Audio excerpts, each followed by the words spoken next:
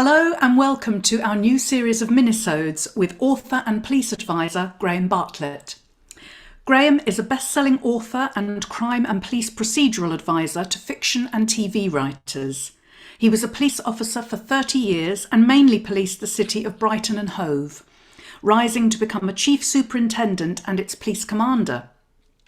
Graham started writing when he left the police in 2013 and, almost by accident, became a police procedural and crime advisor, helping scores of authors and TV writers, including Peter James, Mark Billingham, Ellie Griffiths, Anthony Horowitz, Ruth Ware, Claire McGowan and Dorothy Coomson, achieve authenticity in their drama. He also runs online crime writing workshops and courses with the Professional Writing Academy and delivers inputs to master's programmes at the University of Cambridge and the University of East Anglia, as well as at the Crime Writing Certificate programme at West Dean College. He lives in Sussex with his wife Julie and, variously, his 24-year-old triplets. His debut crime novel, Bad for Good, is out now, and not only is it a fantastic, gritty novel, it's also an absolute must-read for anyone looking to write in the police procedural genre. That's absolutely right. And each episode of our minisodes will be around 10 minutes long, and we'll focus on how crime authors can ensure authenticity when writing about the police. So without further ado, please welcome the fabulous Graham Bartlett. Hello, Graham, and welcome to our fourth minisode. Today we're going to be talking about police lingo and acronyms and how much is too much. We talked in minisode 1 about the importance of getting it right if we want to be taken seriously as crime authors, but there is sometimes a risk of overdoing it, do you think?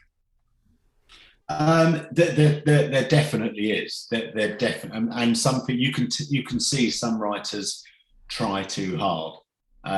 We all know that the police will use kind of shorthand, acronyms, slang for various things. Sometimes for good operational reasons, because when you're talking on a radio, brevity is one of the most important things. Brevity and clarity, and if you've got some well-known, accepted acronyms or slangs, then you can kind of get on and off the radio quite quickly because it's going to be quite a busy airspace.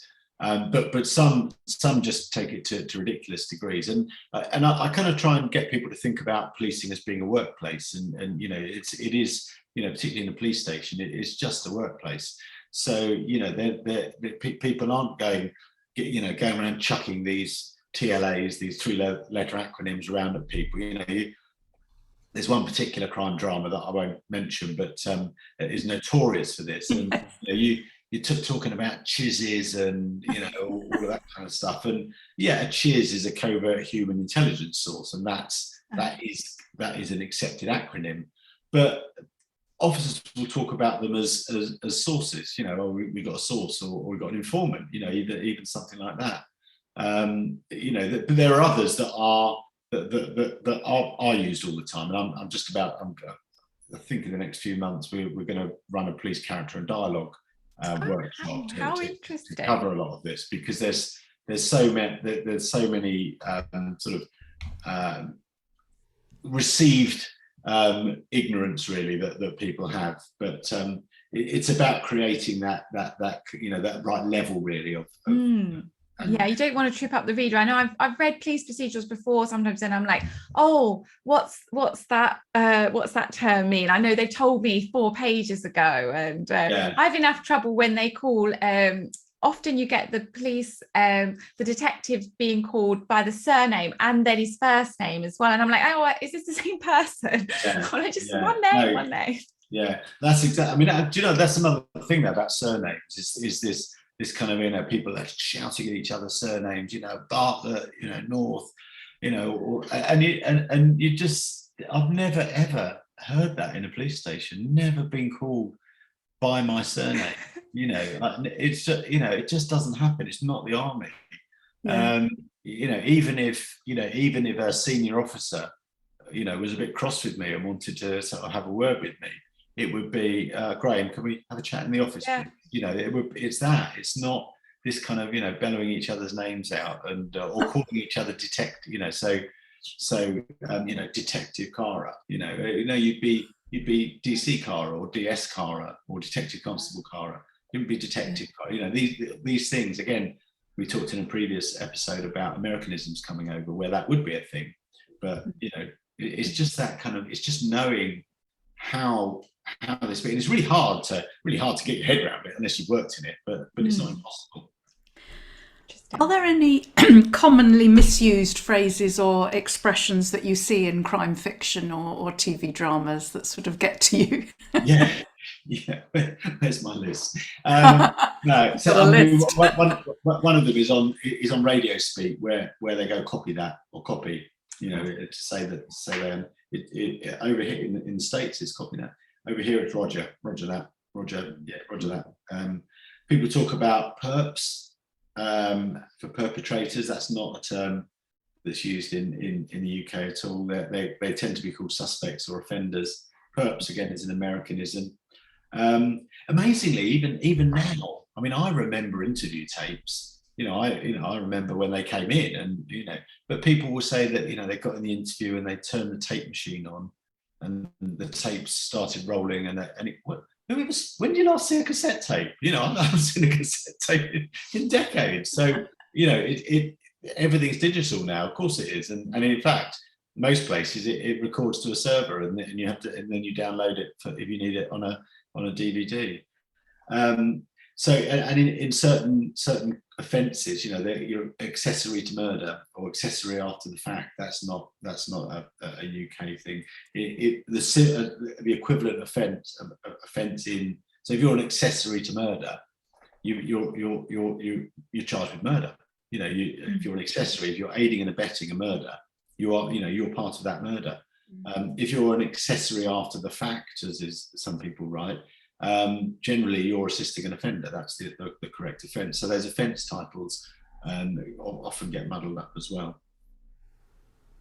Invaluable advice. Yes, it is. And I wondered, talking back again about sort of the TV dramas and what everybody watches, and what fictional crime dramas have you watched and thought, yeah, they've got it right?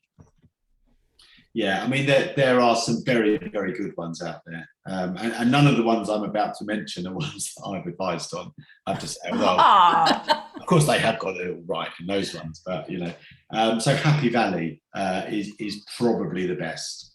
Happy Valley, which is a Sarah Lancashire drama. In fact, I think they're making a third series of that at the moment. Oh, I hope so. I absolutely loved that. Yeah. Oh, it's just absolutely, fantastic. The stories are just stunning. And the characters in the police world are just stunning without overdoing it. Unforgotten is quite good. So Unforgotten is stars Nicola Walker I was going to do a spoiler alert because people haven't seen the last series. So stars Nicola Walker and is all about cold case investigation.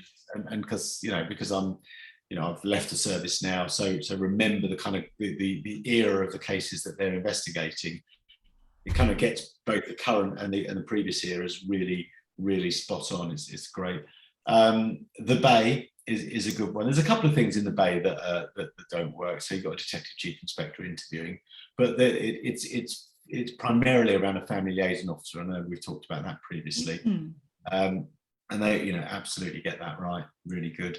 And then I'm bound to say Grace, aren't I? Because my co-author, who does very well without me, Peter James, his series, they do that very well as well. They can't go into the depth of the procedure that Peter goes to in a 2-hour episode than you can in a 400-page book. But they're all good in terms of they use the procedure well to drive the story and the characters on. Yeah. Interesting. And I've watched and enjoyed them all. Yeah. Oh, good. Oh. But sadly, that's all we've got time for today. So thank you for listening to our Minisode with police advisor and author Graham Bartlett. And thank you, Graham, for sharing your expertise with us today. Thank you very much. Thank you. Yes, thank you so much, Graham. And if you haven't already listened, then do have a listen to Graham's full In Suspense interview on Policing for Authors, which is Series 6, Episode 7. So that's it for now. It's goodbye from Graham. It's Bye. goodbye from Lauren, and it's Bye. goodbye from me. Bye.